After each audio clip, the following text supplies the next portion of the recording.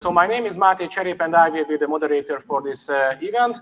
And today we will have all together 13 presentations of various research and development projects ongoing at the faculty. And by joining them, you can also contribute to these projects, gain experience, and also meanwhile possibly write your bachelor, master, or even TDK thesis inside these projects.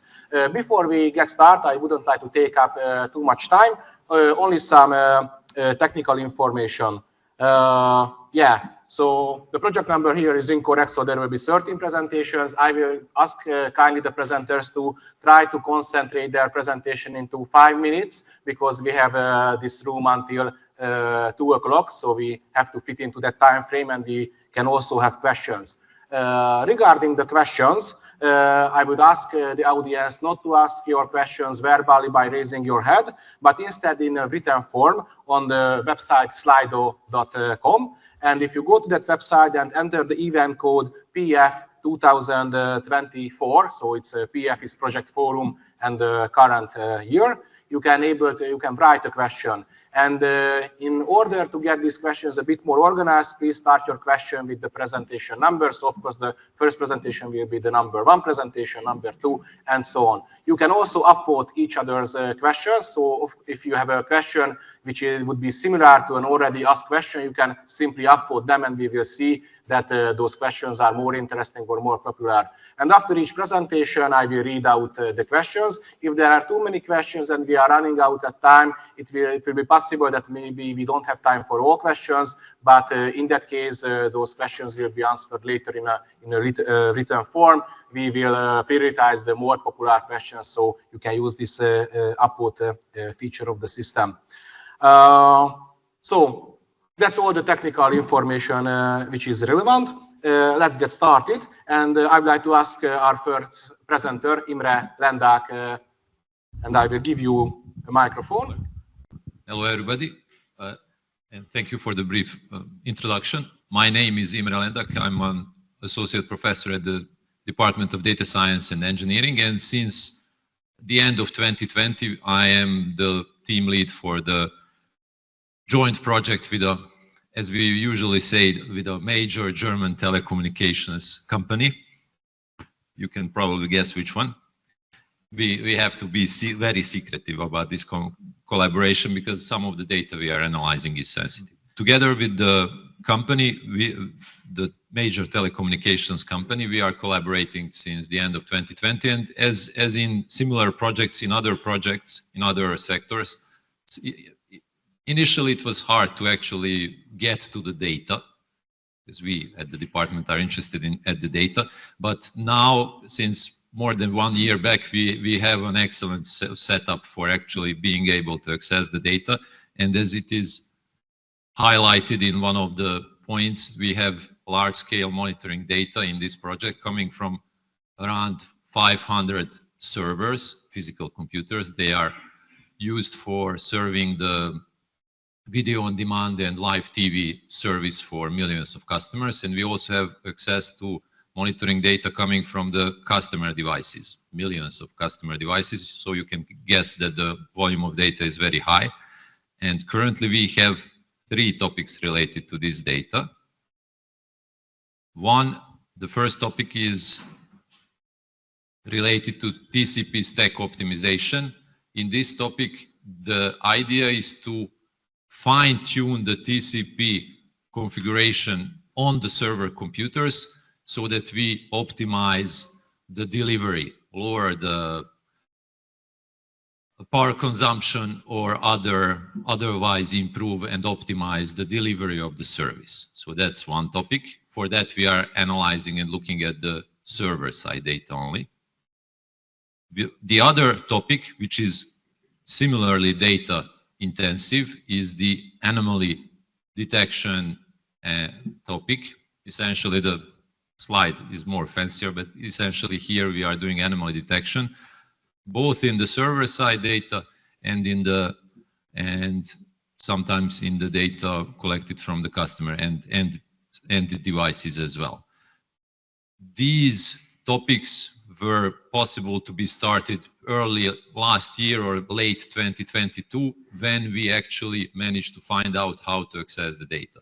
So for accessing this kind of data, certain checks had to be made and certain hurdles had to be overcome at the partner company. So these two are more data intensive topics. And there is one topic which is more hands-on. So in this topic, we are creating a demonstration environment consisting of Raspberry Pi computers in which we can actually simulate various content delivery network configurations, algorithms, and show on the small screens attached to the Raspberry Pi microcomputers what is going on in the simulated system. In here, again, we are simulating, collecting data from the simulation environment and then analyzing and also showing, so we can transfer this so-called rig, so the cyber physical environment can be transferred and shown to students, will be able to be shown to the students because it's not yet complete, but it's near complete.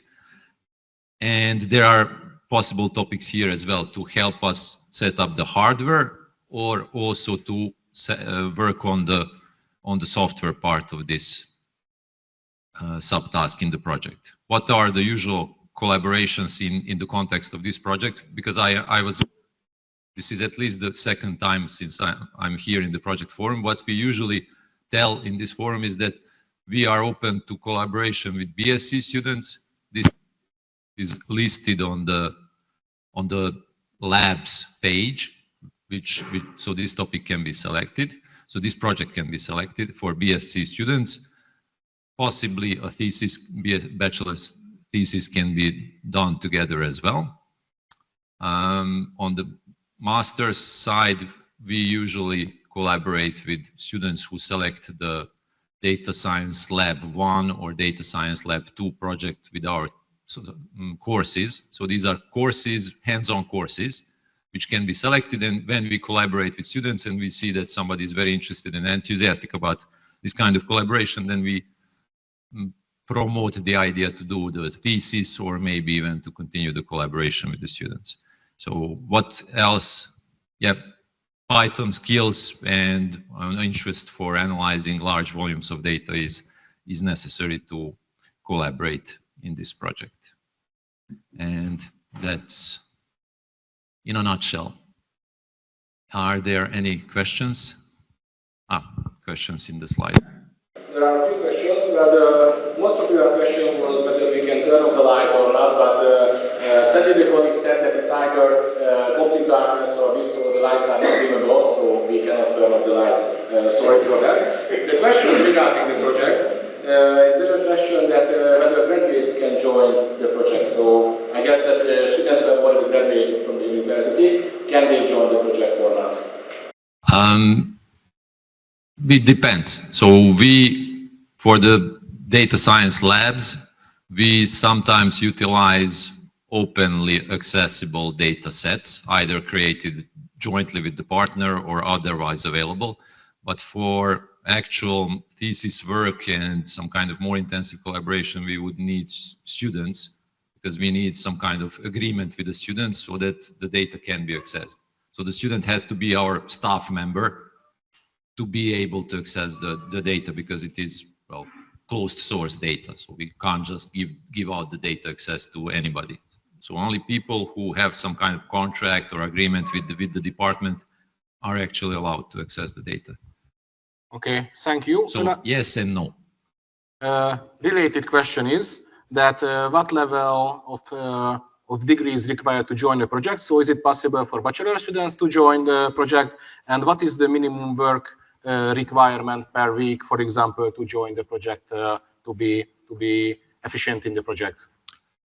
We successfully collaborated with bachelor students. So they did this lab together with us. They worked with us like for 6 weeks, I guess. Not full time, but 6 weeks, probably less than half of their time. So I would guess that 6 weeks is the minimum. should be planned for a collaboration so that somebody actually familiarizes him or herself with the Raspberry Pi environment or the data which we will give access to. And so, but the 6 weeks is the minimum period. Usually that's what worked. But it doesn't mean that you have to be full-time, 6 weeks full-time. Half of your time, it can be an option as well. Okay. More kind of professional question. Are there any project or sub-project which is related to Open Telecom cloud services in your lab? Kinda. So on the rig, we are utilizing various open source technologies to actually simulate various scenarios, not necessarily only the content delivery network, which delivers the TV service, but we can also simulate other kinds of environments. We have the setup, the framework, and we can simulate or work with other scenarios. That's an option, theoretically. Thank you for the answers, and I think we can move on to your second presentation. Thank you all.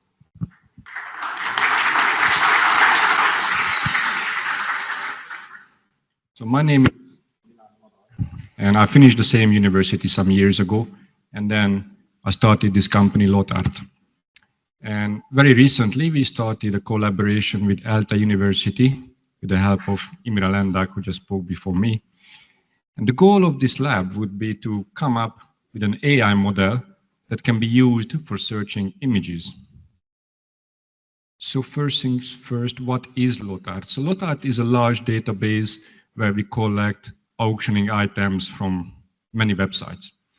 We collect a certain amount of data, and every auctioning item have a lot of text and one image. Currently, we do pretty well searching the images, searching the text, but we would like to improve the system and allow our users to search by image. You know, it's a lot like Google image search, so they would be uploading a picture, and then we need to search our images and show visually similar images. So that's the goal here, the model that is able to use images for searching. Now, before me, this model, if it's good enough at the end of the lab, it's actually going to go live on Lotart. This can be maybe motivational for some of you to know that it will be a visible, pretty important feature on the site and also on the smartphone application. So about 10,000 searches done by a few thousand people will be using this feature every day. And it's something that looks quite good in someone's CV, that you've done this while you were still at the university and it's running in a production business. But what is really the project? So we need really the model only. You don't need to bother coming up with the searching environment and all that, because we will help you. We will install a search engine for you, and we provide you Python scripts that you can use to load the data into the search engine and run the searches to see if your model is doing well. And we give you 96,000 pictures to work with. And this is able to run on your local machine. So there's no need to bother with like cloud and login and APIs and stuff. You can really focus on the AI part of things. Now, Lotart collects a lot of data about cars, furniture, watches, etc. But really, this project is focused on artworks only. And you will see later that there is some specific nifty things about artworks that doesn't make it so easy, but it's not impossible. We have experimented with this in our company with my two friends who are sitting there. They also finished this university, pretty smart guys. And we looked at some of the publicly available models that you see there, and it doesn't always do very well in certain scenarios. In some cases, it's good, but not always. So you can expect that your creativity and your knowledge and your dedication will be required to come up with something that is specifically good for artworks. And that brings us to the topic of who is a good candidate for this lab. Well, I guess it's easy to say that you should have some interest in this topic. Yeah, it helps if you care about it. You will actually have a good time then. while you're working. Now, some experience is needed with PyTorch, TensorFlow, or any of these topics, because this topic is not a good starting point for your AI research journey. So it is actually a requirement that you have been doing something with AI models, and it also helps if those were something visual related to image processing. And some time will have to be committed here. It's typically an iterative process, so you make a model, you run your search, you see if it's good, and if it's not, you build another one, hopefully that will be better. So there needs to be some consistency in the time that you need to put into this. And finally, let's just look at some examples that we are talking about. So this is a rather easy one. These are actually the same pictures, but the frame of them is different. You know, you could solve this easily if you were cut off the edges of the pictures when you're pre-processing them, and then you're really just searching for the exact same image. Now this is a little harder. They're not the same, but they're very similar. So if somebody uploads one of them, then any of the other two will be a good result. This case is getting a little trickier. You see the middle two pictures, they have something in the background that's quite vivid and visible, but it's not interesting. The things, the dollar bills are the interesting ones. Those needs to be similar. You see this back here, it's kind of contradicts with this case where the background is as important as the foreground. And we are talking about image similarity, so we understand that some results are subjective. So when we are evaluating if the model is good enough, we just need some of these pictures to be in like the top 20 results. It's not like there's one given good answer. And finally, there's some very challenging stuff that we don't even hope to get here, to be honest. These are the same characters. So if an art collector is searching for these things, he would consider these the same. Probably your model won't, but that's okay. That would be all. Thank you for the attention.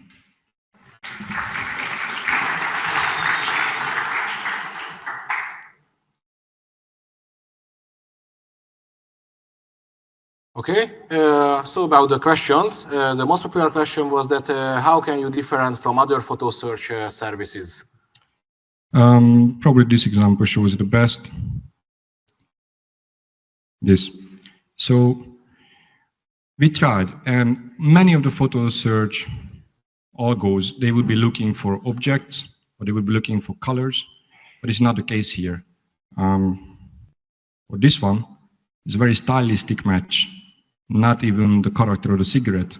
So the character and the style is what matters. So if you just apply one that is commonly out there, you'll probably get good results from pictures that has a dog on it or a banana on it, but you will do pretty bad with something like this and with something like this. And we need to cover all the cases, and that's what's difficult here. Okay, thank you. Similar question than it was before. What is the entry level of knowledge to join this project? So for example, for a bachelor student, which courses should be fulfilled before joining this project? Perhaps Imre Lendak will be able to answer this better, but really the basic idea, if you know this, you're good. If you don't know this, probably it will be too difficult for you. But whether it's a bachelor or master or PhD, I think that will be decided when you apply. We will take a look, you will take a look, and we will see. Am I so correct? Okay. Okay, and the final question is that what could be the reason that the public models don't work so well, and how did you make, or what is your idea to make your model more efficient than the public models?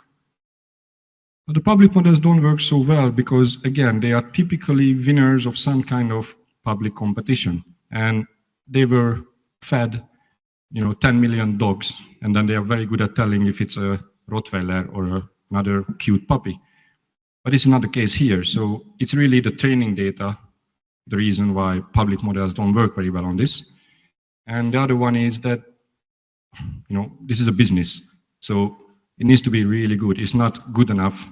If this was a test at the university, it's not good enough that you get a 3 and then you can move on.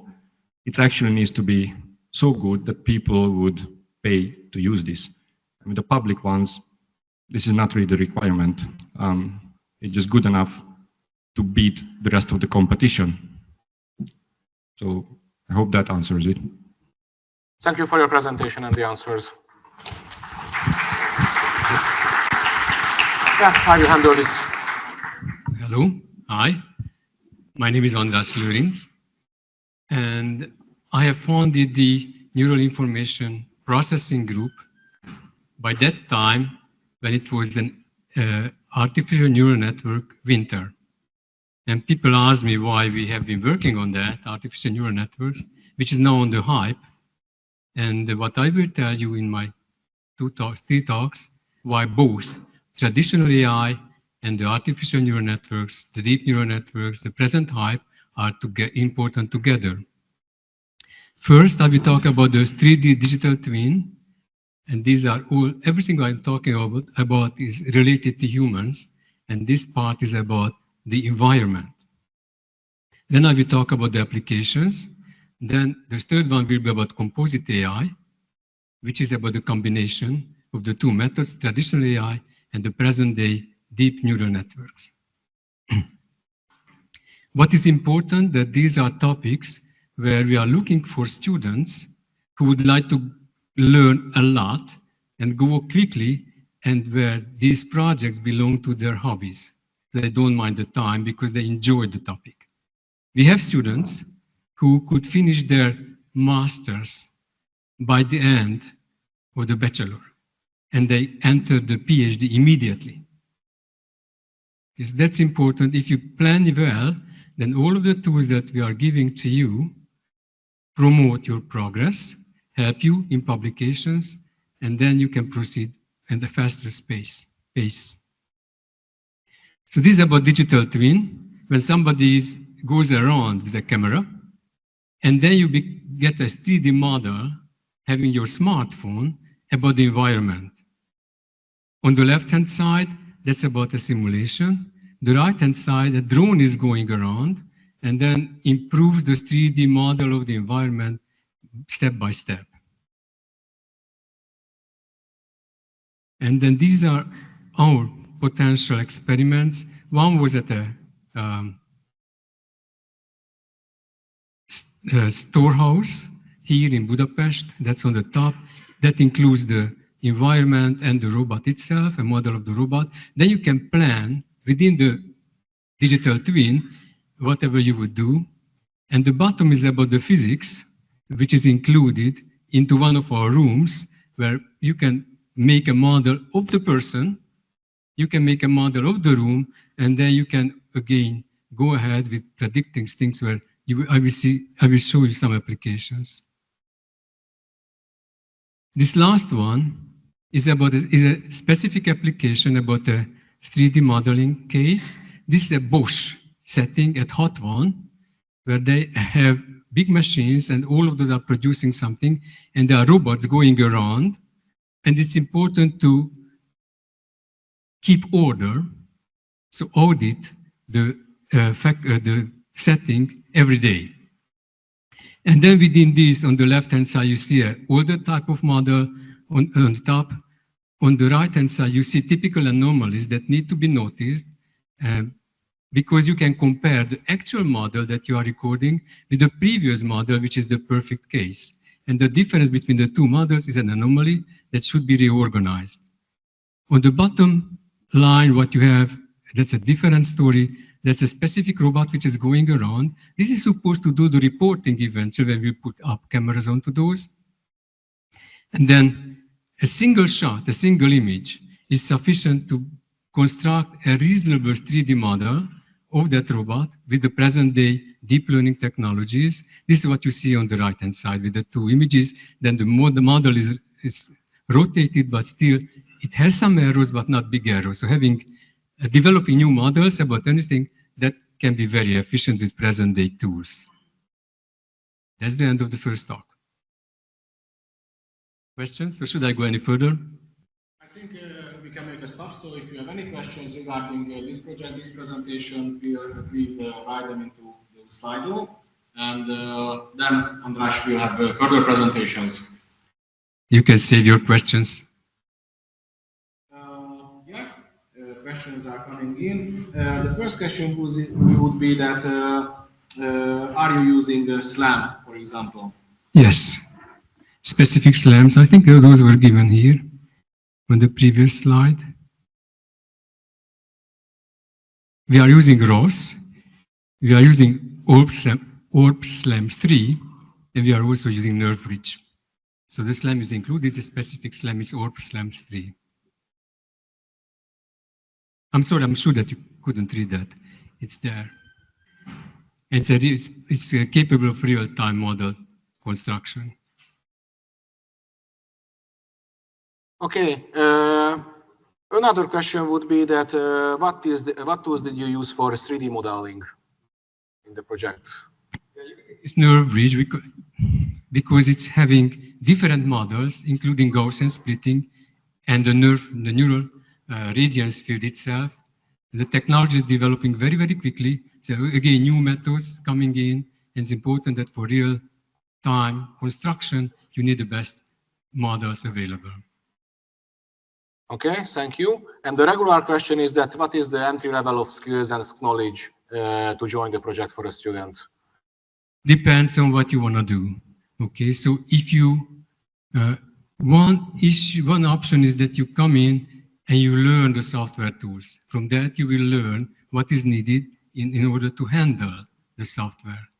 The other option is that you go for different applications. One option is this Bosch project, where in the case of the Bosch project, we need, for example, the reporting.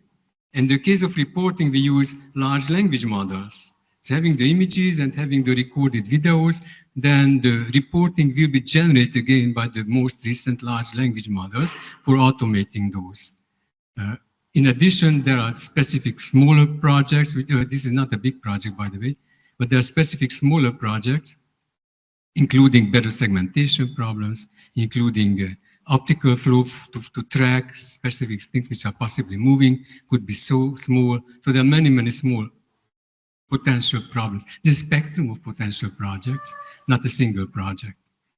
But what I would suggest that you come, you dig in a bit, and then you decide what you need to do, whether you need to learn software, you need to learn some AI methods. Some people can work by just downloading the software, running the software. Some people cannot do that. Some people need to dig deep into the understanding, and then they can proceed. Everything depends on you. We need to discuss those. But the key issue is that you want to go fast, and it's your hobby. Everybody who's working in the group behaves like that.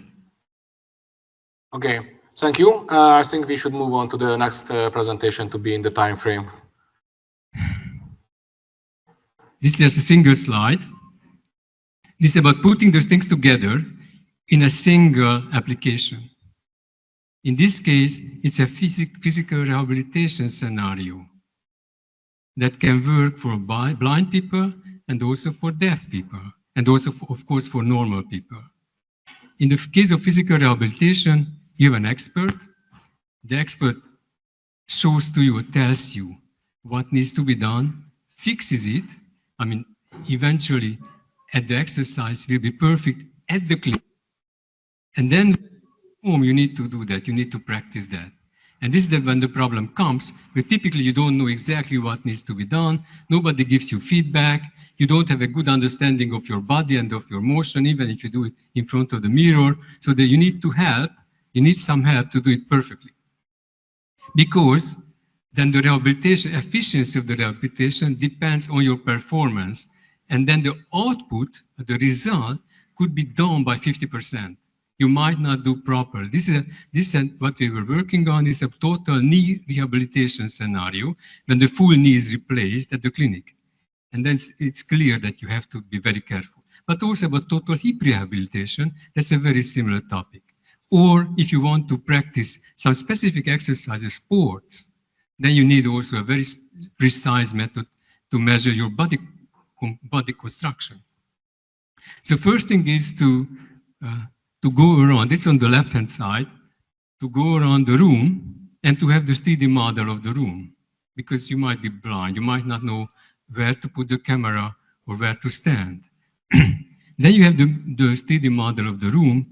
Then you need to tell where to put the camera and where to go in such a way that the camera would make a perfect recording of your exercise. That would require the full body motion. It's not just when you are standing, but also you might have very different movements that you need to do. So the whole thing needs to be, because you have recorded something at the clinic, then the system can compute the full space that you need and can find the place in your apartment where to put the camera and where you need to stand. This is the second slide from the left, where to put the camera, where to stand, and which direction to turn, with the camera of specific precisions depending on your body and on the exercise. What needs to be measured is a specific angle of the knee, then you have to be on the side, otherwise it will not see. Okay, so that's again another thing where the system should guide you either by arrows on the screen or verbally. Then the third one is the recording. This application is being developed. Then you do the exercise in the room. Then this is what you see. The top line, the top is the smartphone. Below that you see the skeleton of the body, then an avatar. And then the last one is about the feedback, what is told to you how to correct it. In the simplest case, what you will get is a three-dimensional model of yourself, and with the first exercise that you did at the clinic, and again a version of yourself at home, exactly what you did, and you can rotate these, and you can compare the two movies to see the problems. In addition, that's one thing. What we're also experimenting with is to use again large language models and similar GPTs in order to automate to tell what the error is. The present methods with these large language models are not sufficient. They are getting close, and as technology develops, eventually they could be perfect. On the other hand, today, the two recordings could be sent to the expert, and the expert can tell you how to fix it. So we are working together with the clinic on that, and this is one example. Also, in the case of sport, those are other examples to perform exercises. And you see many components here, and these many components could be combined in very different applications, not only in this physical rehabilitation scenario. But this is the full art theory, not the full, part of the full art theory that we are using at the Neural Information Processing Group. Thank you. Second presentation.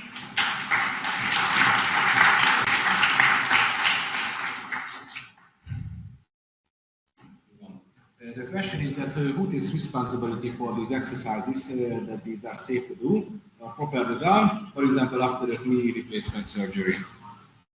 Okay, that's a very good question. It's important. So the baseline is that you are not at the clinic and you are doing it at home. There's nobody to. So beyond that, any improvement helps. So for example, comparing the two movements, what you did at the clinic and what you are doing at home, then it's your responsibility to see the error. Or if you don't know that, then you can just communicate with the experts at the clinic. Because it could be, that's the big problem, that sometimes you go somewhere, you take the surgery at Budapest, but you are kilometers away and you cannot move because of your knees. And then you are contacting somebody at your local space, and that person comes, has his or her own ideas, and instructs you in a wrong way. That's the main problem that they mentioned in the clinic. Then it's a bit of that person. However, when it comes to the level of the large language model, then it's a totally different question. That would be the responsibility of the method. So it will take years to have the permission for that to be applied in real life. So that would take years. It's not for today, definitely. Yes. Thank you for the answer. There is another question that where can the students apply? but I think your email address was available on the first slide, and these presentations will be made available online. So you may contact András Lőrinc through email, or are there any? It's fine. And contact me through email, and then that's it. And then we can discuss. I think we will have a group meeting there to see who is interested in what and what could be the best fit. We can organize smaller groups also for developing something together. It's very flexible right now. The goal is that you proceed faster and we get out, again, results faster. It's a win-win situation. Okay, thank you very much. And we can go for your third presentation. So what is the most important problem as of today for artificial intelligence? Why isn't it working properly? Why is it making errors? And why do you have this limitation that putting more and more data into that, it's not developing too much further, you need something more. And the problem is how you work with these methods. You have input, output pairs, and between the inputs and the outputs, you have a huge tunable network. And that tunable network is improving because you give some errors back, given the output.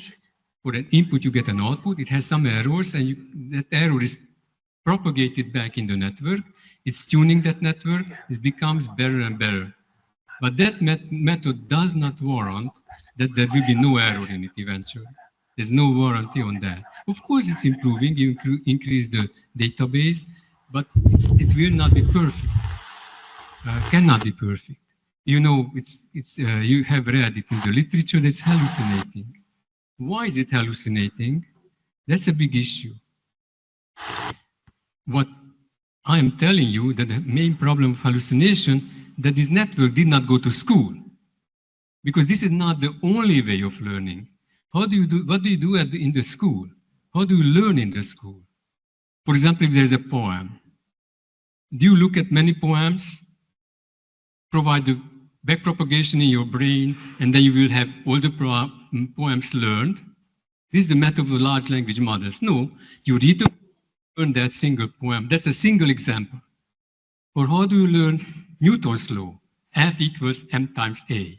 Or Einstein's law, that E equals m times c squared.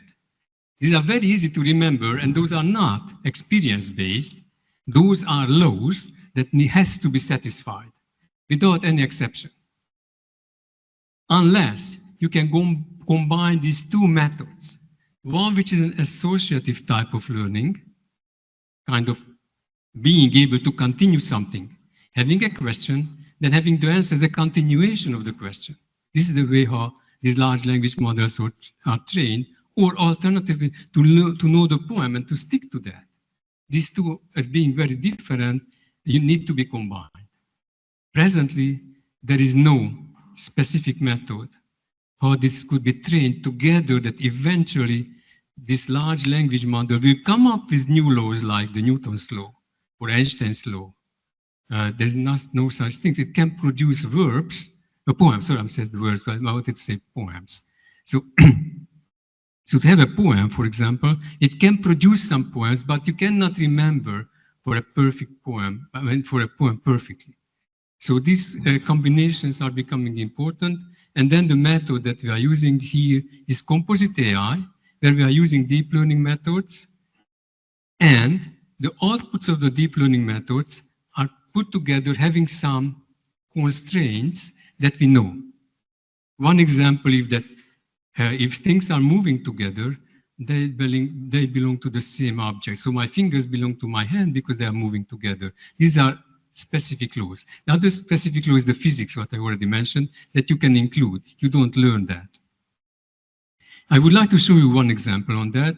That's a specific example. This is about autism. So there are potential problems related to psychology.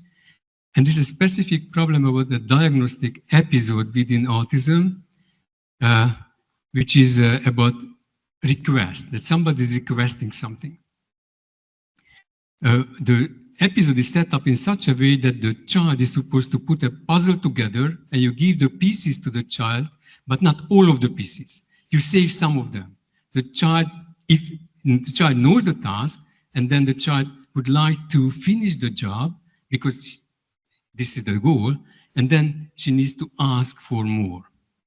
And we see different options here. One, that somebody puts up her hand. This is on the lower left figure. When somebody just goes there and grabs it, or somebody is putting up the hand or also saying something. And you need to distinguish that in order to score the child accordingly. So these are I already mentioned those which are here as a different options. And then what I would like to show is the components which are included into this. This is a long list of components that are needed to reach human level performance. So let's going back. I will elaborate on the middle part. I'm just going through because I'm sure that you cannot read it. This is about. I will tell you what's on it very quickly. So one thing is object detection, then tracking, and also you need to estimate the body pose. Things are moving if you are moving those. So you need to estimate the body pose and the hand pose, and you need to put that together, what is moving, and you need to find the full 3D representation. That's a very specific technology. Then you have the 2D images, the 2D videos, but you need to have the 3D model of everything. Otherwise, you cannot infer, it will be erroneous. Then you need to detect the face. You have to tell what's happening, about who is talking to whom. You need to do the age estimation because you have to distinguish between the clinician and the child. And also from depths, you need to, for single camera, you need to estimate the real depths. Head pose, facial landmarks to tell the facial expression. Blink detection, that's very important for autism also. Gaze estimation, where the person is looking at. And then you have whether there's an eye contact or not. And this is the characterization of the human. Then you need to segment the image about the objects. Then video segmentation in space and time. And then you have to include the optical flow. This is about what is moving together, whether the object is within the hand and I'm moving it. And then speech, who is telling what. And then speech, what is told. Then speakerization, who is telling what. And this is about it. And then what you get out is close to human performance with a few exceptions. And sometimes you are better than the human because the clinician must take notes. And when clinicians must taking the notes, the person is doing something that she or he does not know. For example, gaze contact or whether there is somebody is looking at you is important. I have seen videos when the clinician was taking notes, then the autistic child was looking at her directly. When she stood up, when she go back, finished the note taking, then the child was looking somewhere else immediately. And this should be scored, but these are not detected by the person. So this was about it. This is a specific direction about human behavior, about social interactions, about measuring people who are interacting, what is happening with many different applications, like what's happening in a shop, or what's happening on the bus, who is entering the bus, how many people are in the bus, or in the train, or what's happening on the street, who is doing what. And that includes also predictive forecasting capabilities, what will happen in 500 milliseconds from now, in order to interact with the situation. Thank you very much. That was the third one.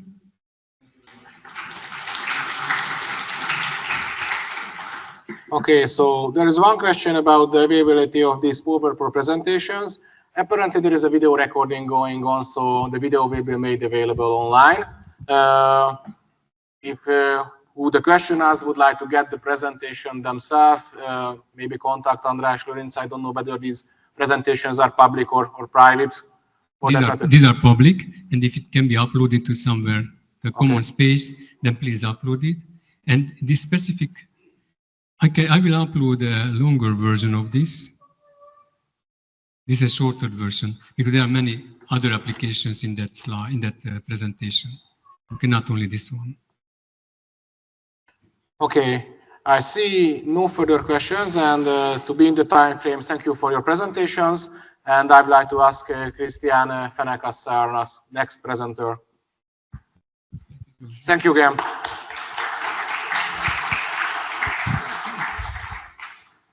Okay, great. My name's Christian Fennick. I'm an assistant professor at the Department of Artificial Intelligence, also a part of the Neural Information Processing Group. And the projects, so I have 3 sub-projects that I'm going to briefly describe, and they all kind of fall under the general category of how can we develop the ability for agents or social robots to be able to communicate non-verbally and to also develop the ability to have social understanding. Some bit of motivation of why you might want to join into these projects. So really, where this work to be able to give virtual agents or robots the ability to understand complex social situations and communicate in a non-verbal fashion is really at the cutting edge of what's possible with AI-driven methods. And a lot of these projects have a lot of direct applications to a lot of different fields. So for example, virtual assistants are becoming more and more popular now. As aging demographics change in countries, these kinds of systems will be needed in education, in healthcare, and just in everyday social situations. They will need to be able to be competent. And we also have a strong and growing network of international collaborators which you could join in and work with. So our first sub-project I want to mention here studies about trying to, one, understand the nature of nonverbal communication in human-human interactions, and then use these to try and learn and set a basis and set benchmarks of what we expect virtual agents and social robots to be able to do in comparison. So some of the research activities in which you might be interested in taking part in are things like the design of interactive experiments with the focus on driving non-verbal communication. So these can be things like joint puzzle solving and other collaborative types of scenarios. Collecting multimodal interaction data, analyzing things like facial expression, body pose, developing new methods for doing these as well. And really here, so you'll be contributing to potentially all levels of experimental design, running experiments, taking part in analysis, and developing the machine learning and AI models to drive this. The second direction and project that we have under this is focused on developing emotional intelligence for these avatars. So when you want to interact with a social robot, interact with some virtual agent, you want it to be able to respond and be dynamic in its expression and its understanding of the emotional content of yourself, the emotional content which it should be purveying to you, and particularly how these can be developed in a way that they can be adapted in real time. Okay? So this requires adaptation based on the person. It needs understanding of multimodal data sources, so visual data, speech data, textual data. All of these topics need to be done.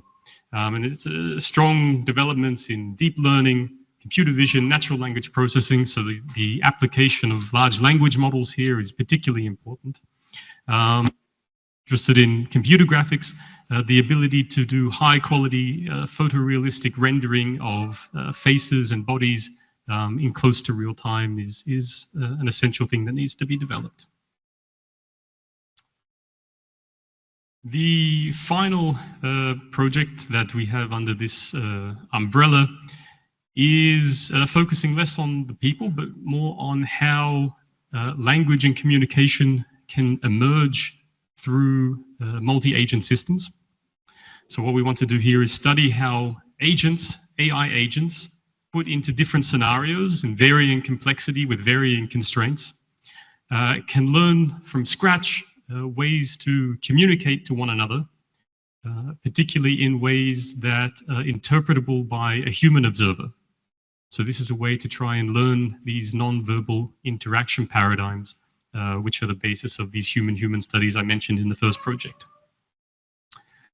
Here, particularly important things are how do you design such multi-agent environments to be able to be flexible while constrained enough to be able to learn sufficiently? what are the appropriate reinforcement learning methodologies which can be applied to actually solve these problems, and how communication and language emerges and how it changes amongst a population of agents subject to different constraints. So this is very much in the line of studies related to how human language and human communication emerges across cultures and across different constraints. Multi-agent reinforcement learning, data visualization, and again, a lot of deep learning knowledge needed here.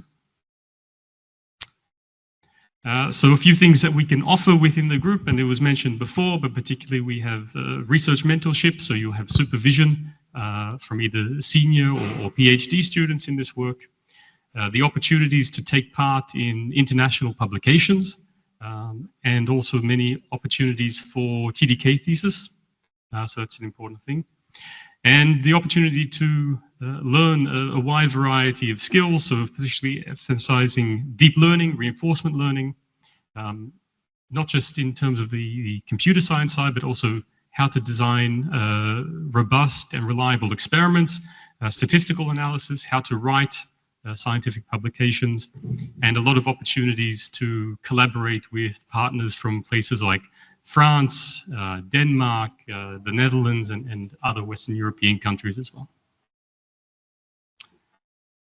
So yeah, so if you're interested, my email is there, and you can contact me there. And what we really are looking for, people that have a strong enthusiasm for human-machine interaction, for artificial intelligence. A strong knowledge in Python is a definite plus, as well as predominantly PyTorch if you're going to be working on the deep learning-based methodologies. And more generally, just having a strong interest, not just in AI, but in cross-disciplinary subjects such as psychology and social science as well. Okay. That's also open for questions. Thank you for your presentation.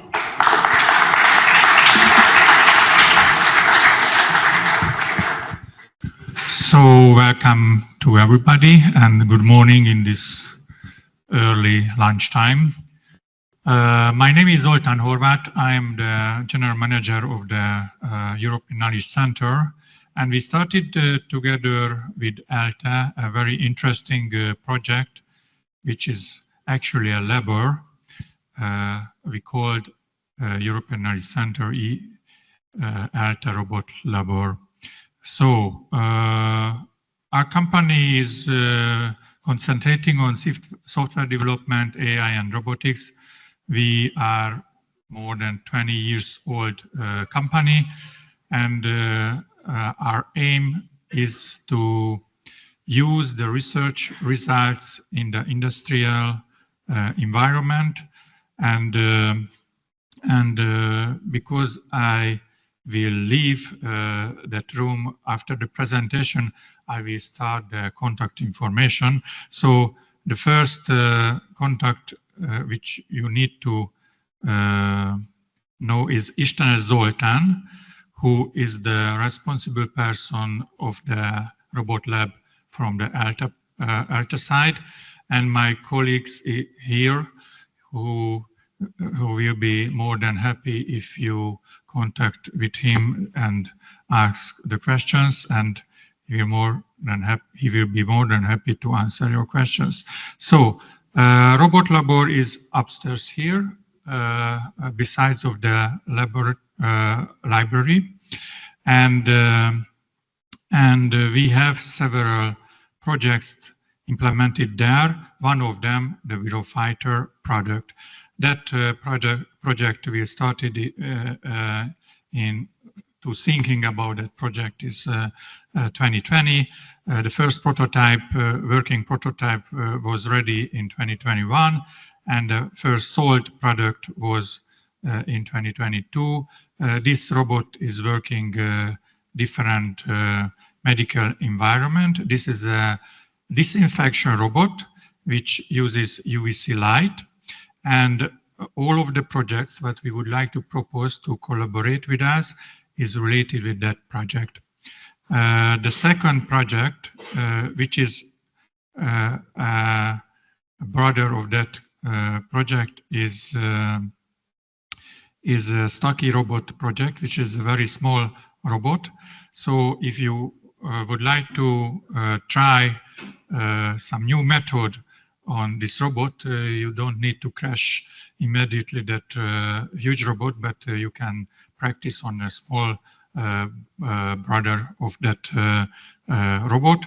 And the first project that we would like to propose is a SLAM model.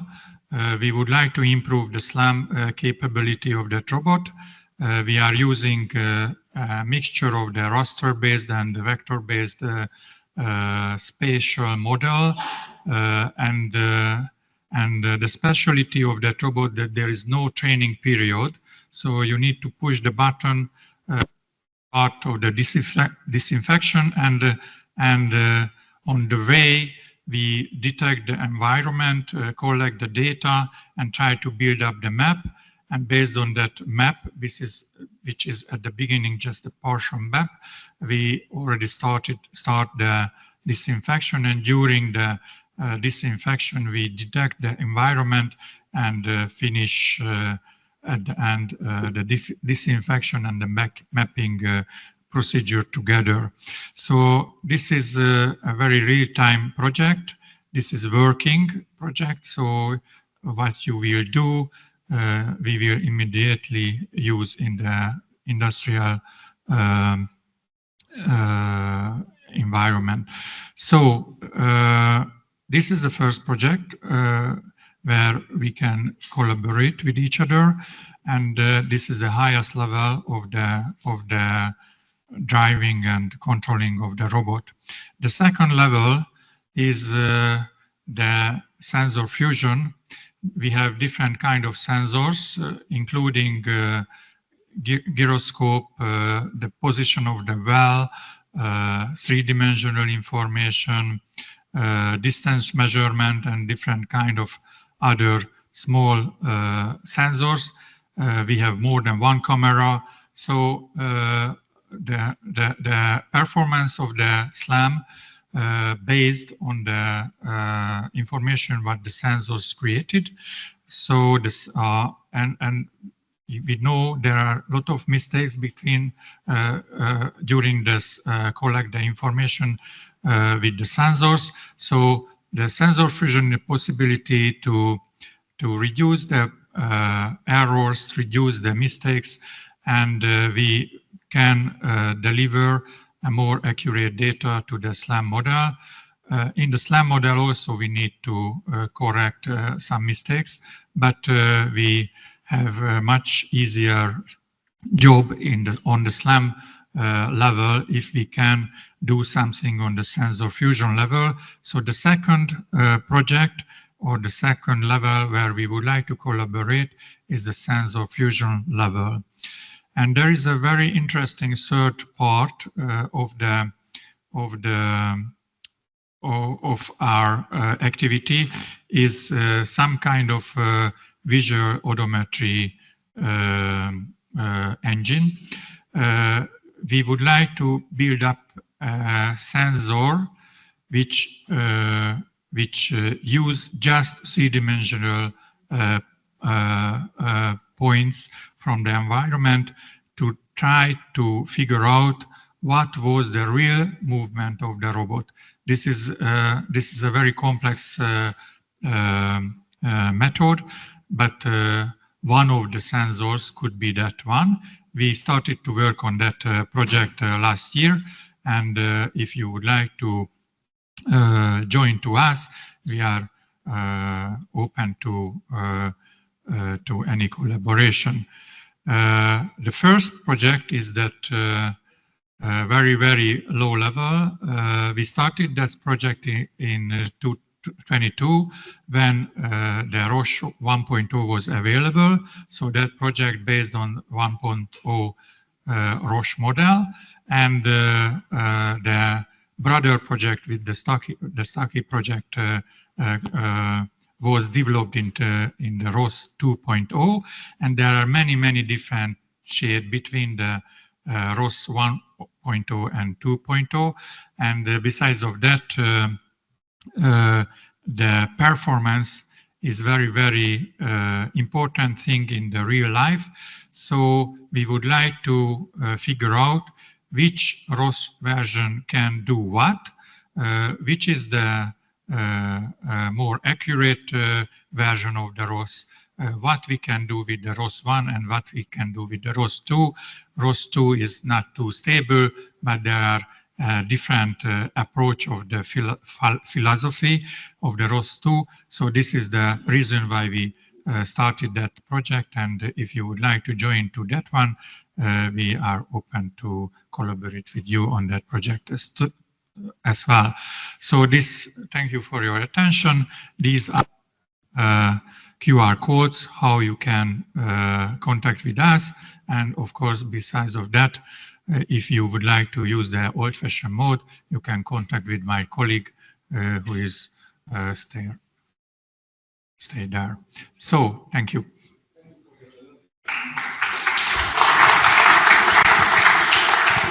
And the question from the audience is that can you elaborate on the importance of your research in medicine? What is the connection with medicine research? And are there any collaboratives with medical background, or is it purely software developers? So we are working together with the Semmelweis University with some other projects, not with that project. And that project is just a robotic and software development related project, including the AI. And of course, we are, because one of the users of us is Semmelweis University, we can work together. We work together on that project as well, but not on the scientific level.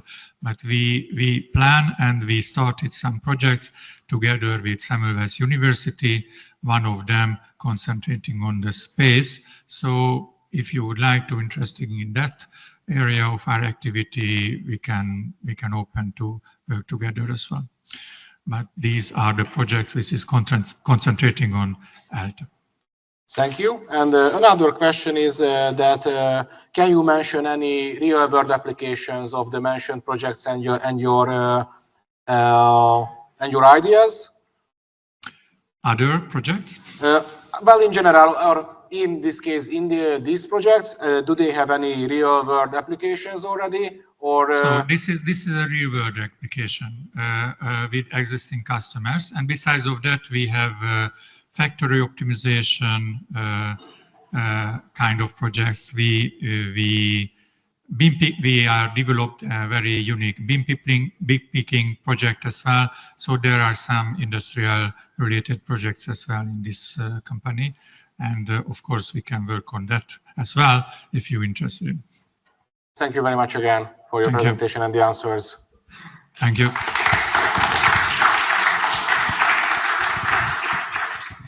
Hello, my name is Zoltán Porkoláb, and let us first ask a question from you.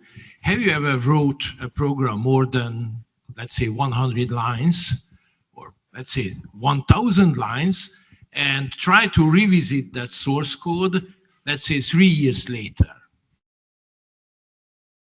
Any of you happened this?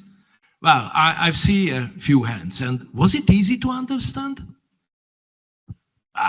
No, not really. Surprisingly hard to understand the code written by you. Now, this is the bad news.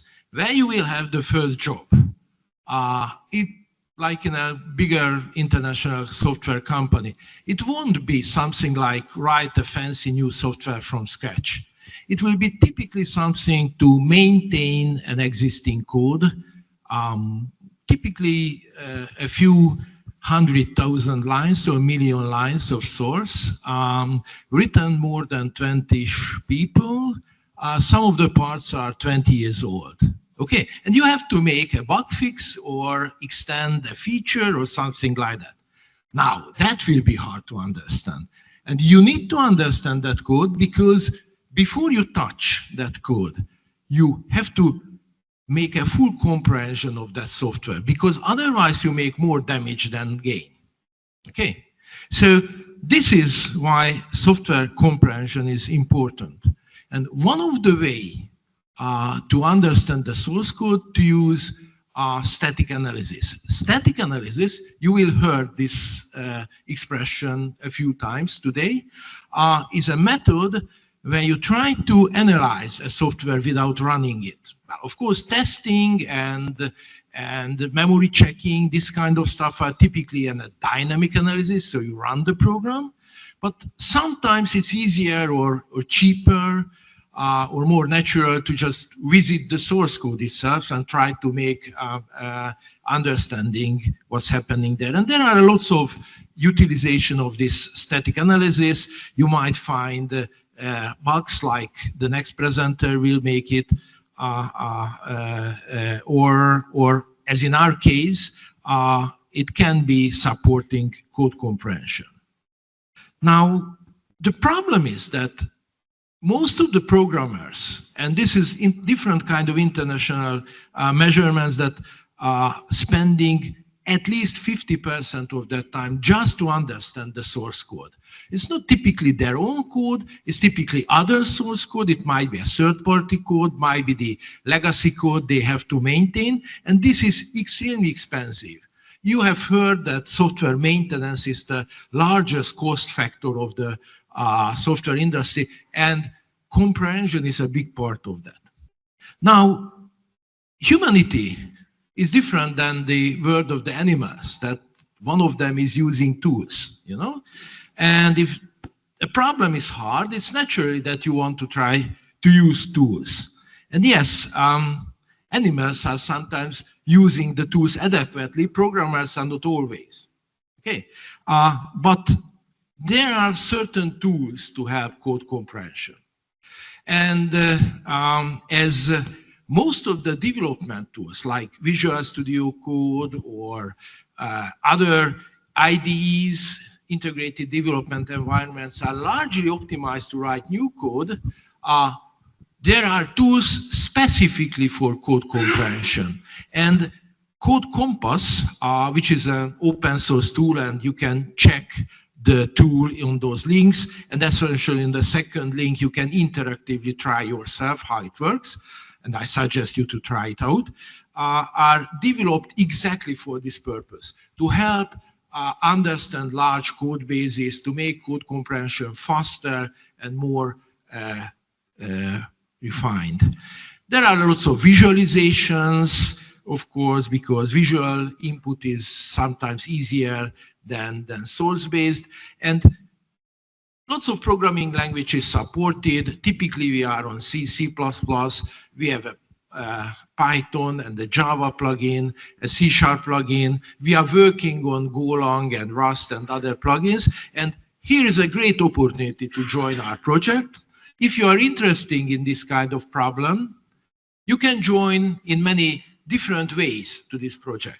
You might contribute for the visual output, for the graphical user interface. It's actually a web-based interface, and there are lots of visualizations or even interactive utilities we have here. You can work on the static analysis parts, on the part when you gain the information out of the source code. Here, of course, some kind of knowledge of compiler technologies would help, because we are typically working with similar tool sets like the compiler, so we utilize the abstract syntax many times. What kind of prerequisites we require? Well, basically a stable programming knowledge is basically it's enough. It doesn't really matter whether it's C++ or in Java or in other programming languages. You have to know programming in a stable way. It's an advance if you know database or graphical user interface or actually compiler technology, but this all you can learn. BSc students are very welcome to make some smaller plugins or bug fixes or this kind of tasks, but project is fully available for thesis writing or TDK, this National Students Championship. It's a great opportunity to learn compiler technology, learn web technologies, learn code comprehension as an idea. And everything is open source. Every contribution you do is made by your own email address, your own email. You can put this for your portfolio, your CV. So thank you very much. You can contact me or my colleagues. Visit the codecompass.net and try the tool interactively, and you love it. Even if you don't want to join the project, any suggestions, improvements are very welcome. Thank you very much. Thank you very much. Thank you. Hello, everyone. My name is Thibaut Brunner, and I would like to present the CodeChecker project, which is also developed in cooperation with Ericsson, and is also related to static analysis. Zoltan has already told you what is static analysis. This is analyzing the source code without actually running it. And I would like to talk about this technique related to finding software bugs, because that is what CodeChecker is for. There are some other use cases like code comprehension, checking coding conventions, and so on. But this is about finding bugs. And you may wonder, what is the difference between using CodeChecker like a static analysis tool compared to a testing technique? And the purpose of these two tools is quite different, because if you are doing some testing, then you are checking your features. Are they still working as expected? And are they behaving as you originally intended them to work? On the other hand, static analysis is trying to find bugs from the point of view of the bugs. Let me show you an example. So look at this short code. I promise this is the only source code in this presentation. I have a C function here, which has a parameter, and it has a local array of 10 integers. And then if the parameter is greater than equal than 10, then just return 1 divided by the parameter. Otherwise, return the element of the array. Otherwise, return 42. If you are quite experienced, you can see at least 3 bugs in this code, maybe 4. But the idea is that suppose that this is a huge function and you cannot just manually analyze it. So you need a software to find some bugs. And this is CodeChecker. The output of CodeChecker is a list of issues that are found in those 10 lines of code. The last 3 is maybe the ones that you have also found, like negative array indexing or using an uninitialized array dividing by 0. So for example, on the first branch, if the parameter is 0, then possibly this is a division by 0. But the idea is that we have a software to find these kinds of bugs. And besides those, we have a lot of style issues with the purple square. And the visualization and the real output of CodeChecker is something like this. So CodeChecker is visualizing that, okay, if you have a parameter which is greater than equal than 0, assuming that this condition is true, then you are going into this branch, and then you have a division by 0, blah, blah, blah. So if you have any programming assignments like or exam tasks or something that you would like to check if that really works as expected, then you could try this CodeChecker project here. On the other hand, this was the other example. If assuming that this condition is false, then we go to the other branch. We are visualizing that with this red arrow, and then there is a negative array indexing, which is also a mistake in this programming. CodeChecker works like this. I wouldn't like to talk about this in details because you can find the documentation on our GitHub page. This is an open source project, but the idea is that CodeChecker is providing a command line interface, so you can execute the actual analyzers, which are currently ClankTidy, Clank Static Analyzer, and Spotbox. We are today providing analysis for C, C++, and Java languages. We would be happy if anyone could join with their favorite languages and extend CodeChecker project with further analyzers to other languages, but these are the officially supported ones currently. So CodeChecker is nothing else but just an interface over these analyzer engines that are providing these reports. And then the results of these engines are stored in the database, and then we can provide that on a web interface, in command line interface, and we also have an integration to the VS Code client. So these are the use cases. We are trying to find programming errors in source code.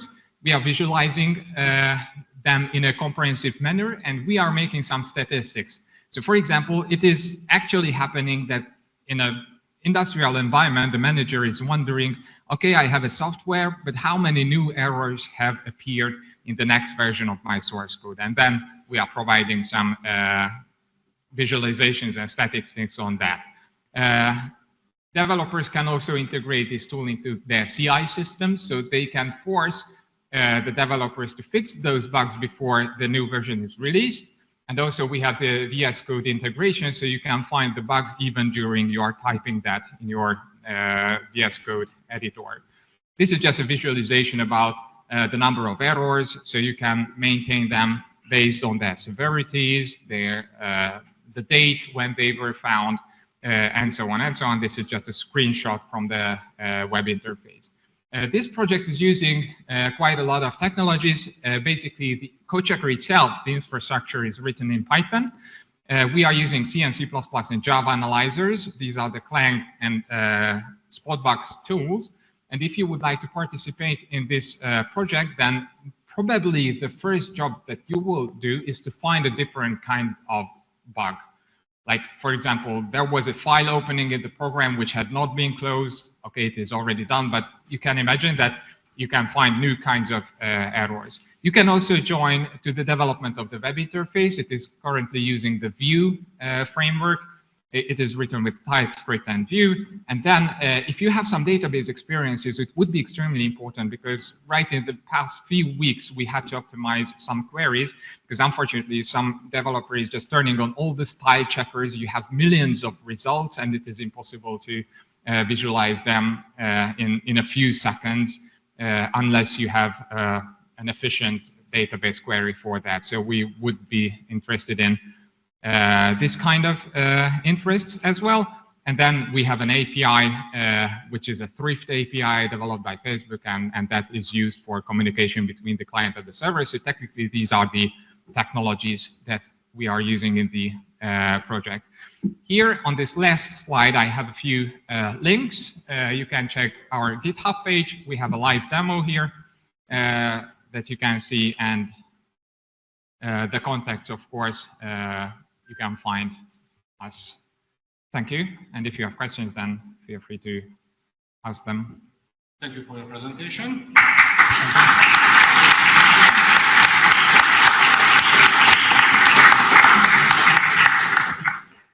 Okay, so the next presenter will be myself, and I will be quick so we do not run out of time. I'm going to present. Thanks for reminding me.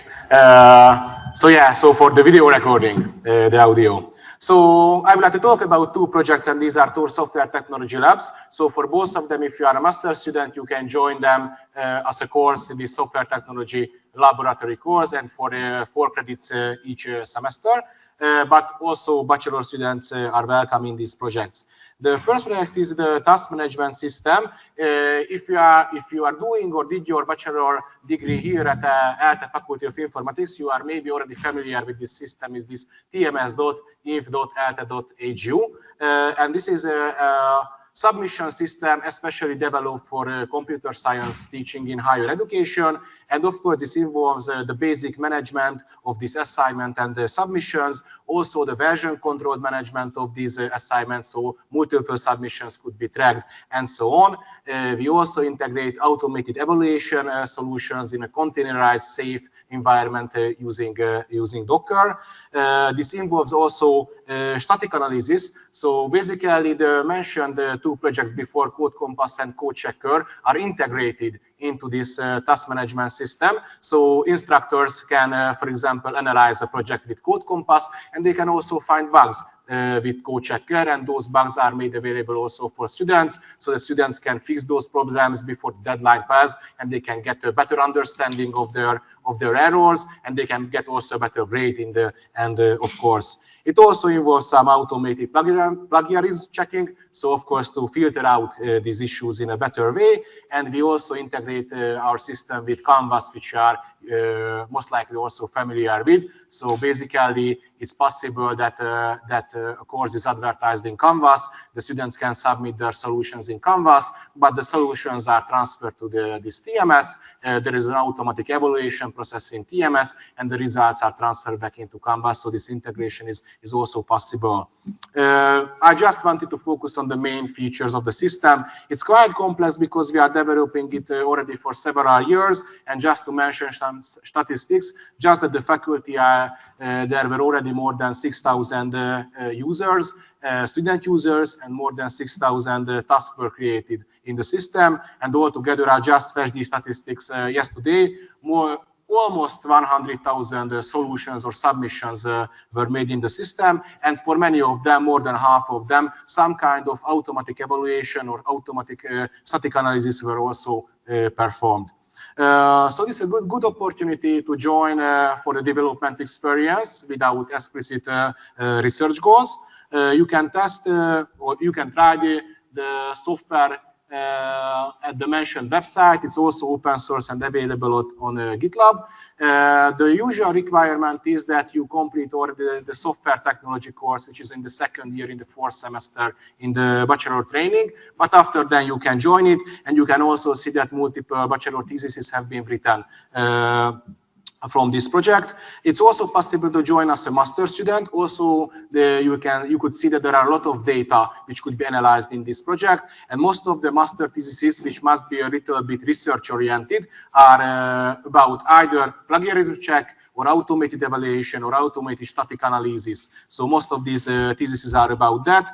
The master theses are also available on the website of the project, and you can check them out to see that what other previous students did in this project. And that would be a short summary of it.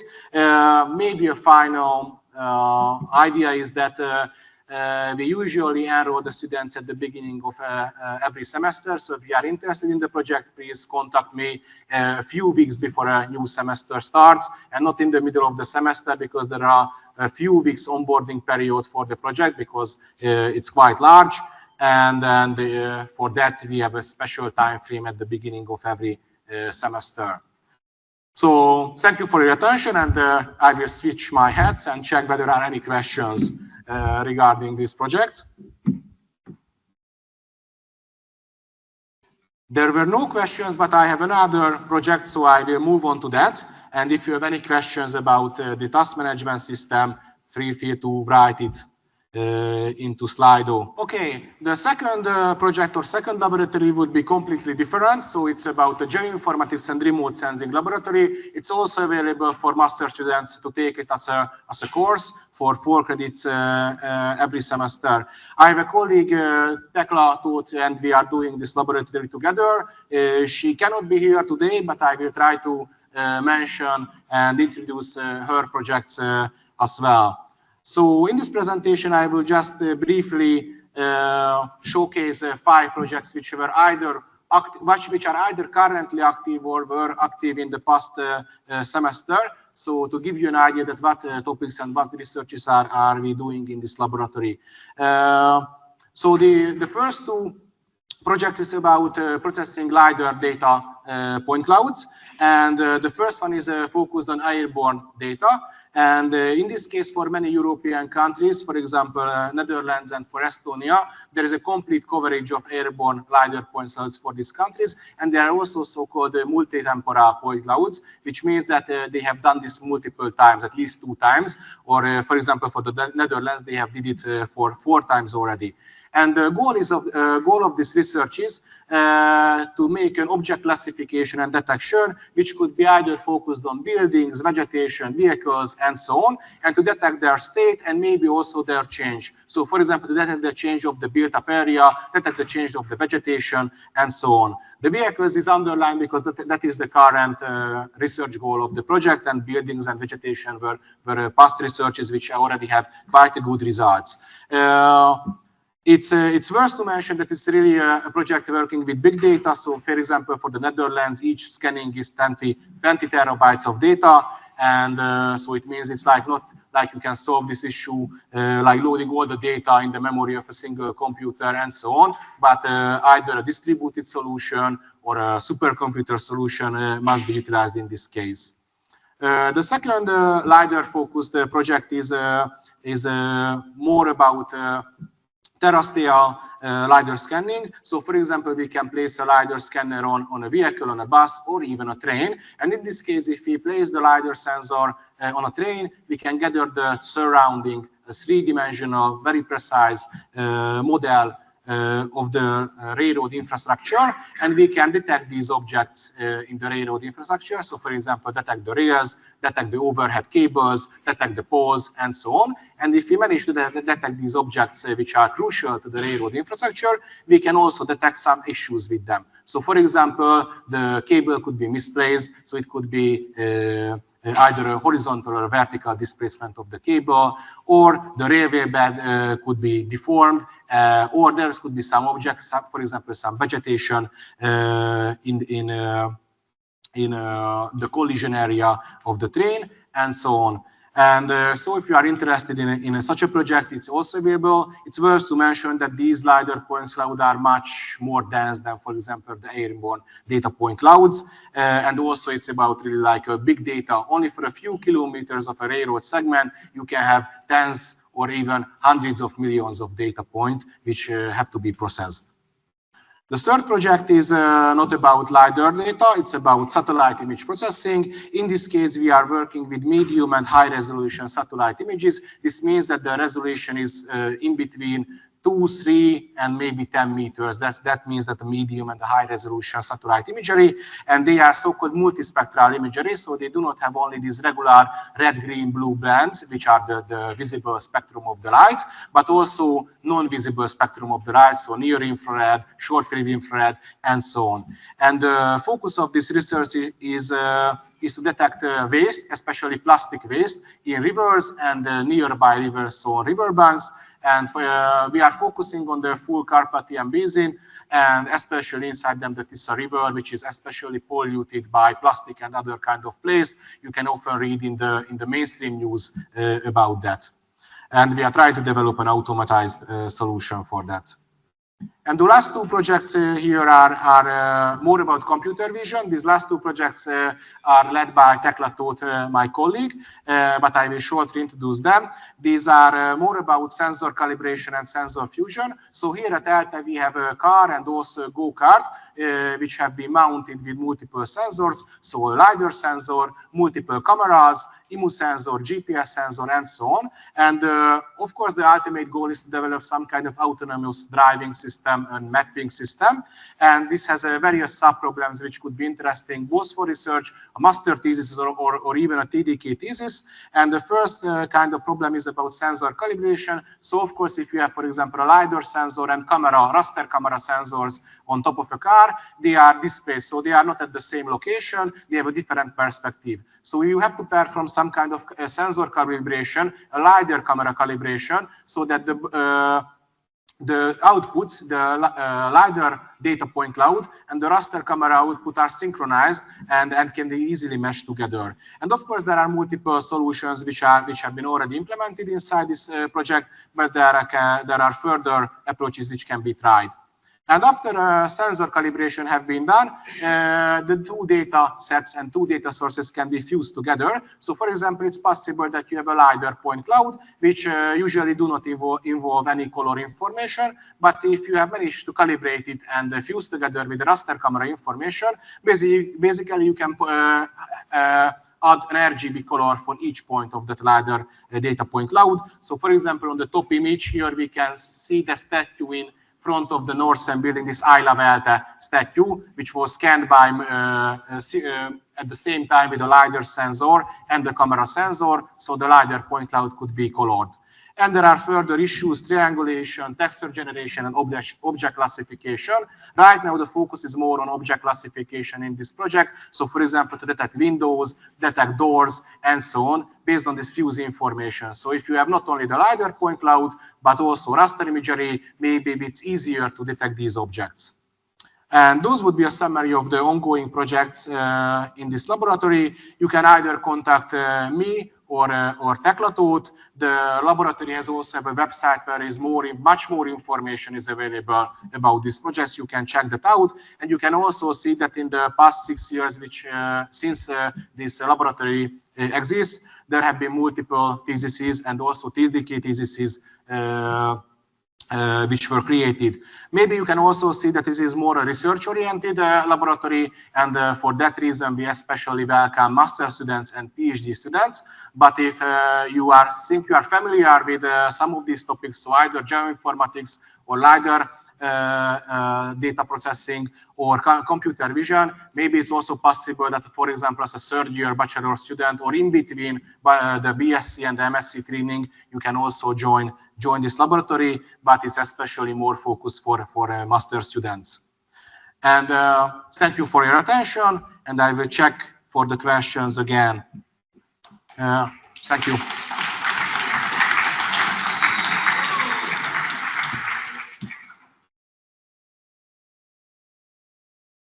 Okay, I see there are more questions about TMS, but I also see meanwhile that we have like 10 minutes left, so I will kindly ask you that if you have any questions, please send me in an email and I will answer them.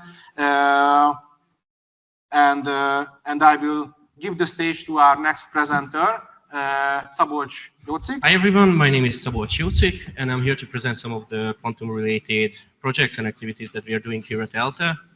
A little bit about myself. I'm a graduate student and working as a software developer for the past 8 years at Robert Bosch and also as a researcher at Wigner and ELTE.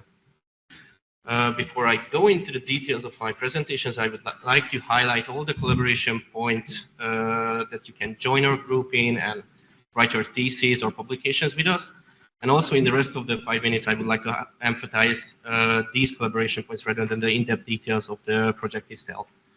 So starting off with quantum development, over the past 4 years, we are working on a Python module that is simulating photonic quantum circuits on classical computers.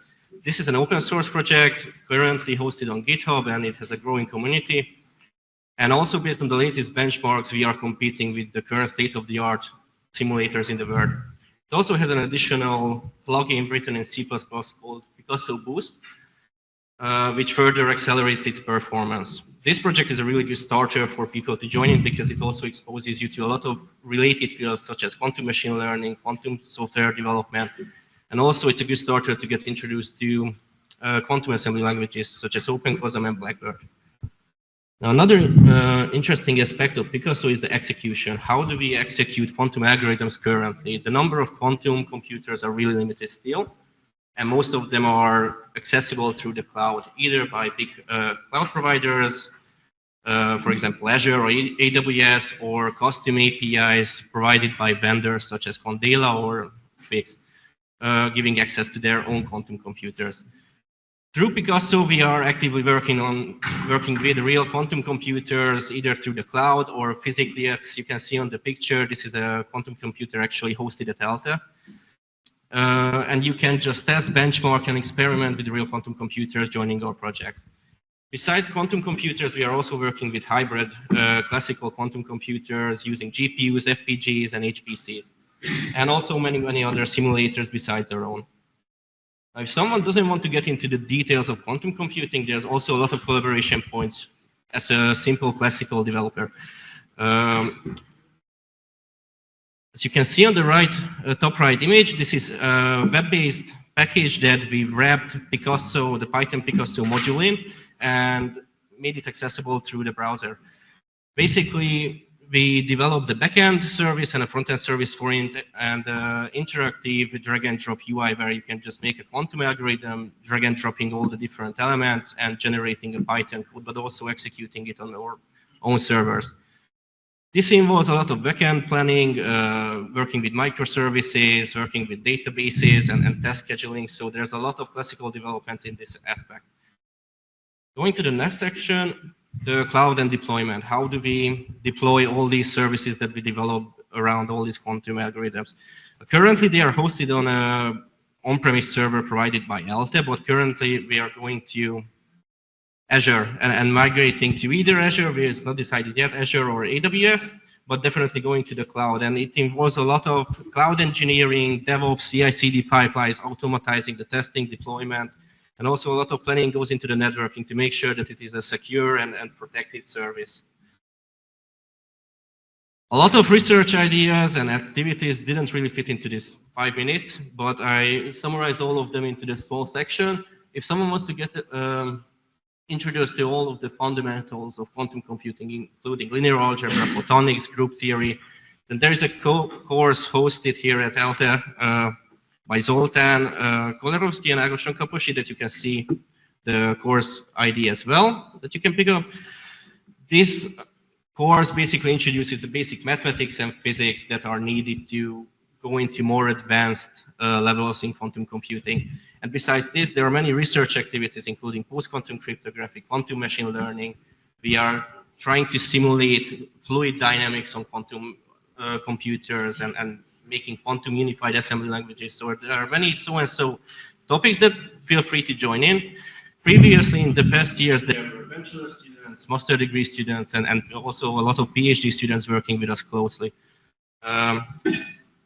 As you can see, as I mentioned in the beginning, there's a big variety of fields where you can collaborate with us. And if you find quantum computing interesting in general, just let us know in the provided contact email addresses, and I'm pretty sure that we can just find a topic that you fit in.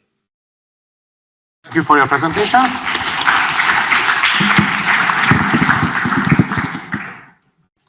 And due to the time limitations, I will suggest that if you have any questions about the Quantum Labs, please direct those questions to those email addresses, and then you will be able to get an answer.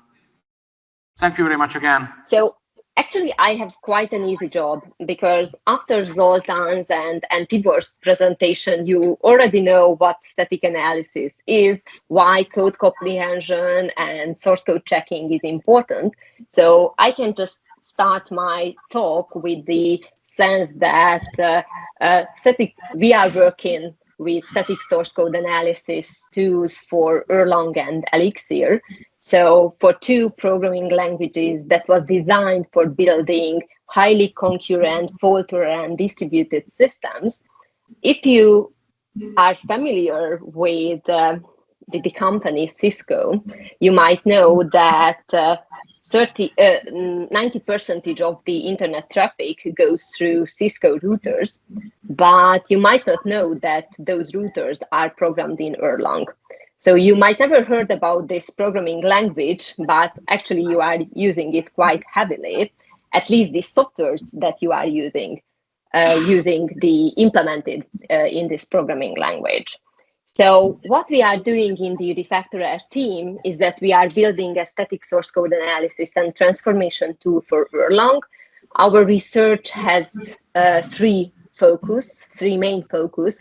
One is code comprehension. You already know what it is. We would like to support it for the Erlang programming language. We also build tools to transform the source code. So we can design, we already implemented plenty of source code transformations. So we can easily transform the source code to make it more readable, maintainable, at some point faster. So it depends on the purpose of the transformation. And the third focus is the source code checking itself. So how we can check different properties of the source code that is somehow cannot be done manually, or at least it's very, very hard in a real source code in a real industrial environment. So let me just move to this slide just to show that we are working on different topics, and Refactorer is able to do lots of things, but during this presentation, I would like to highlight two topics that we are heavily working on recently. One of them is software security and supporting secure coding through static source code analysis, and the other one is green computing. So Refactorer is working basically on an intermediate source code representation that can you see on the right top corner of this slide. So we just build a source code, a semantic program graph. So it's not just a syntax tree. We are just using similar technology that's applied in compiler technologies.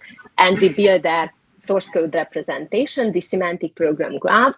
And then we use this information for various purposes. We can extract dependence information. So for example, what you see on the left top is a dependence graph, a module dependence graph of a not too big application. So an application that has around 30,000 lines of code or something like that. We can build different graphs and visualize this source code, run semantic queries, and visualize the result of that queries. The users can build their own queries, and we try to put as much emphasis as possible on the semantic analysis, which means that we would like to provide more information than just a simple syntactic or text-based search on the source code. So let me just tell a few words about the green computing topic. So in the green computing area, what we are looking for is that we are looking for the constructs in Erlang that uses less energy than other constructs. So for example, if we can solve the same problem in different ways, which one is using less energy? Because you might say that why does it matter? It's very important in case of Erlang because the Erlang applications are usually running infinitely. So you are developing servers that never stops in Erlang. So it really matters that what is the energy consumption of those servers. So we've done different measurements in, let me say, in small scale. So focusing on language constructs and different types of algorithmic implementations. Now we are focusing on bigger scale programs. So we are taking applications or best practices from the Erlang domain and try to compare it with other best practices that's not Erlang, just thinking about, for example, a React key-valued database built application and then another NoSQL application. So we just try to move and measure bigger scaled application at the moment. We are using Scaphandr as a baseline in our research. And the other topic I would like to highlight is the security analysis, because we have several students and we have several topics related to it. We've designed a tool that's able to find security issues in Erlang code based on the refactorer semantic analysis infrastructure. We at first designed the categories of the vulnerabilities for Erlang because the time when we started the research, it was not available. Then we've implemented checkers for that. And we have a collaboration with the Erlang solution company where we are using this the result of refactorer for security auditing of Erlang applications. We have several topics. So actually we have quite a good software product that's already available and ready to use by the industry. But we know exactly that static analysis has lots of shortcomings, and we would like to and try to improve the static analysis techniques that we are applying, implementing different heuristics for false positive elimination, or making the analysis faster by parallelization, or by doing some analysis in advance, and some of them doing some analysis locally and some of them globally. So we have different aspects that we are investigating, that how can we make these security analysis easily usable and the results quite useful for the developers. These are just some numbers that this is quite an old, to prove that this is quite an old project. And we had lots of students who were successful in the refactorer team. Currently, we have 2 researchers, 1 PhD candidate, 3 PhD students, and around 15 students working on the project. But we are always welcome other students to join, and let's start the collaboration and usually we try to offer tasks for students after a learning phase. So the first task when a student joins to the Refactorer project is to get to know the environment, get familiar with the whole project. And once you feel that this is really something that I would like to work with, then we try to find you an appropriate topic. I just wanted to show you that I have lots of topics to choose. I have a long list with 19 topics. The very last topic actually in this list is integrating the Refactorer's results into CodeChecker. So that's also a topic in my list, but we have various topics. Some of them are research focused, some of them is more development focused. I think that if you are interested in static analysis and this security or green computing environment, we will definitely find you a task. Thank you for your attention, and sorry for taking more time than expected. Okay, so thanks for your presentation, Melinda. And I don't think we have time for any further questions because we will need to leave the room soon. Anyway, there was only one question that whether you can share these topics, Melinda, with the students. So I suggest that if you send the details of these topics to the Student Support Center, then I think they can publish it on their website and they will be available. And regarding all projects, not only this video recording will be available, but all presenters have submitted some kind of textual description of these projects and availability of the project's email address, website, and so on. And those data will be available at the website of the Student Support Center. And so you can check them out later, but also the video recording will be available on YouTube. So I'd like to thank for all of you for participating and listening for these presentations. As I would like to especially thank for the presenters for their presentations, and I hope that you really like these presentations and maybe you find the project which you fancy and can join on later. Thank you very much again.